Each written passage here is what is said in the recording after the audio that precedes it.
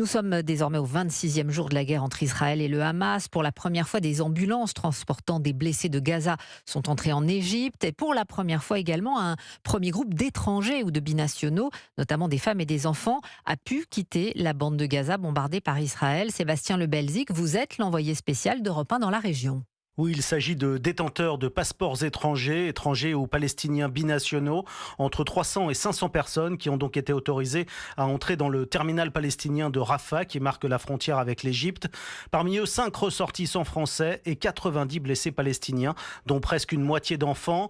Selon les informations des chancelleries étrangères, il s'agit de ressortissants de 44 pays, dont des employés d'agences internationales et d'ONG étrangères. Alors côté israélien, on parle d'une mesure humanitaire exceptionnelle, entendez par là qu'il n'est pas prévu pour l'instant de laisser d'autres habitants de Gaza sortir de l'enclave palestinienne, ni de rouvrir évidemment ce terminal de Rafah qui est le principal point de passage entre l'Égypte et Gaza. Via ce terminal, 143 camions d'aide humanitaire sont entrés à Gaza depuis 10 jours, mais selon les ONG restées sur place, il en faudrait beaucoup plus, alors qu'Israël a encore intensifié ses frappes sur Gaza.